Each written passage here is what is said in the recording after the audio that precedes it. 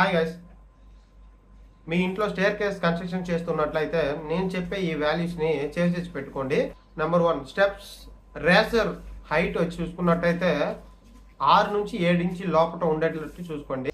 తక్కువ ఉన్నా పర్లేదు, ఎక్కువ అవ్వకుండా చూసుకోండి. నెంబర్ 2, మనం కాలు పెట్టే థ్రెడ్ సైజ్ వచ్చి 9 to 12 ఇంచెస్, 9 నుంచి 12 ఇంచ్ లోపల ఉండేటట్టు చూసుకోండి.